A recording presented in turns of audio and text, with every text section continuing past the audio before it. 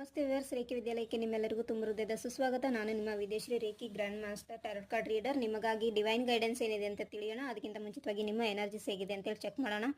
Okay, ರೀಸೆಂಟಾಗಿ ನಿಮಗೆ heart broken ಆಗಿರ್ಬೋದು, ಯಾರಿಂದಲಾದರೂ ನಿಮಗೆ ಅನ್ಯಾಯ ಆಗಿರ್ಬೋದು, ಅನ್ಯಾಯಕ್ಕೊಳಗಾಗಿರ್ಬೋದು, ಅಥವಾ ನಿಮ್ಮನ್ನು ತುಂಬ ಜನ ತಪ್ಪಾಗಿ ತಿಳ್ಕೊಳ್ತಾ ಇರೋದು ಕಾಣಿಸ್ತಿದೆ. ಬಹುಶಃ ಅದು ನಿಮ್ಮ ಫ್ಯಾಮಿಲಿ ಮೆಂಬರ್ಸ್ ಆಗಿರ್ಬೋದು, ಅಥವಾ ನಿಮ್ಮ ರಿಲೇಟಿವ್ಸ್ ಆಗಿರ್ಬೋದು, ನಿಮ್ಮ ಫ್ರೆಂಡ್ ಆಗಿರ್ಬೋದು, ಅಥವಾ ನಿಮ್ಮ ಲವ್ಡ್ ಒನ್ಸ್ ಆಗಿರ್ಬೋದು, ಅಥವಾ ನಿಮ್ಮ ಸ್ಪಾಸ್ ಆಗಿರ್ಬೋದು, ಲವರ್ ಆಗಿರ್ಬೋದು, ಎಕ್ಸ್ ಆಗಿರಬಹುದು.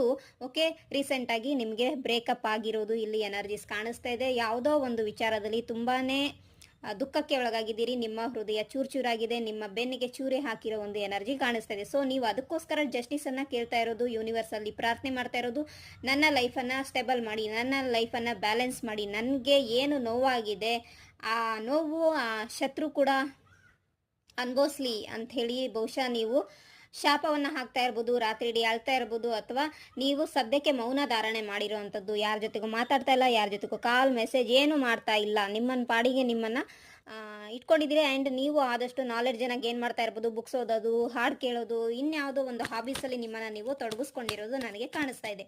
ನಿಮಗಾಗಿ ಡಿವೈನ್ ಗೈಡೆನ್ಸ್ ಏನು? ನೀವು ನ್ಯೂ ವ್ಯೂವರ್ಸ್ ಆಗಿದೆ, ನಮ್ಮ ಚಾನಲನ್ನು ಸಬ್ಸ್ಕ್ರೈಬ್ ಮಾಡಿ. ವಿಡಿಯೋ ರೆಸನೇಟ್ ಆಯ್ತಂದರೆ ಲೈಕ್ ಮಾಡಿ, ಹಾಗೆ ಕಮೆಂಟ್ ಸೆಕ್ಷನಲ್ಲಿ ಕಮೆಂಟ್ ಮಾಡಿ. ಸ್ಕ್ರೀನ್ ಮೇಲೆ ಬರುವಂತಹ ಏಂಜಲ್ ನಂಬರನ್ನು ಹಾಗೆ ಗ್ರ್ಯಾಟಿಟ್ಯೂಡ್ ಫೀಲ್ ಮಾಡಿ.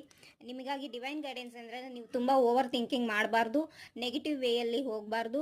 ಓಕೆ, ಸಮಯ ಕಳೆದಂಗೆ. ಓಕೆ, ಸ್ವಲ್ಪ ಡಿವೈನ್ ಟೈಮ್ ಬರೋವರೆಗೂ ನಿಮ್ಮನ್ನು ನೀವು ಕಂಟ್ರೋಲಲ್ಲಿ ಇಟ್ಕೊಳ್ಳಿ, ಮೆಂಟಲಿ, ಎಮೋಷ್ನಲಿ ಆ್ಯಂಡ್ ಆ್ಯಕ್ಷನ್ ರೂಪದಲ್ಲಿ. ಯಾವುದೇ ರೀತಿಯ ನೆಗೆಟಿವ್ ಕೆಲಸಗಳನ್ನು ಮಾಡೋಕ್ಕೆ ಹೋಗಬೇಡಿ. ನಿಮ್ಮ ಶತ್ರುಗಳ ವಿರುದ್ಧ ಯಾವುದೇ ಕುತಂತ್ರವನ್ನು, ಷಡ್ಯಂತ್ರವನ್ನು ರಚಿಸಕ್ಕೆ ಹೋಗಬೇಡಿ. ಯಾಕಂದರೆ ನಿಮ್ಮ ಶತ್ರುಗಳಿಗೆ ಅವರ ಒಂದು ಕರ್ಮದ ಫಲ ಡಿವೈನ್ ಅವರಿಗೆ ಕೊಟ್ಟೇ ಕೊಡ್ತಾರೆ. ನೀವು ಅವ್ರ ಬಗ್ಗೆನೂ ಯೋಚನೆ ಮಾಡೋ ಅವಶ್ಯಕತೆ ಇಲ್ಲ. ನೀವು ನಿಮ್ಮ ಬಗ್ಗೆ ಯೋಚನೆ ಮಾಡಿ, ನಿಮ್ಮ ಒಳಿತಿಗಾಗಿ, ನಿಮ್ಮ ಗ್ರೋತ್ಗಾಗಿ, ನಿಮ್ಮ ಸಕ್ಸಸ್ಗಾಗಿ, ನಿಮ್ಮ ನೇಮ್ ಫೇಮ್ಗಾಗಿ, ಜೀವನದಲ್ಲಿ ಉತ್ತಮ ಮನುಷ್ಯನಾಗಿ ಬದುಕೋಕೆ, ಸಮಾಜದಲ್ಲಿ ಉತ್ತಮ ವ್ಯಕ್ತಿಯಾಗಿ ಬದುಕೋಕೆ ನೀವು ಆ್ಯಕ್ಷನನ್ನು ತಗೊಳ್ಳಿ.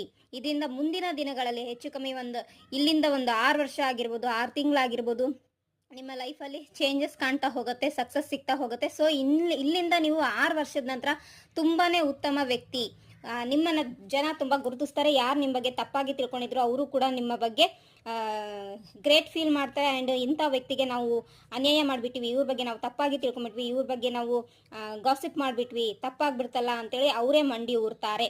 ಸೊ ಅಲ್ಲಿವರೆಗೂ ನೀವು ಸಮಾಧಾನದಿಂದ ತಾಳ್ಮೆಯಿಂದರಿ. ಯಾವುದೇ ಕಾರಣಕ್ಕೂ ನೆಗೆಟಿವ್ ವೇಯಲ್ಲಿ ಕ್ರಿಯೆಗಳನ್ನು ಮಾಡೋಕ್ಕೆ ಹೋಗ್ಬಿಡಿ. ಆ್ಯಂಡ್ ನಿಮ್ಮ ಮೇಲೆ ನೆಗೆಟಿವ್ ಕ್ರಿಯೆಗಳು ಆಗ್ಬೋದು. ಹಾಗಾಗಿ ಅದಕ್ಕೋಸ್ಕರ ಮುಂಚಿತವಾಗಿಯೇ ಪ್ರೊಟೆಕ್ಷನನ್ನು ತಗೊಳ್ಳಿ.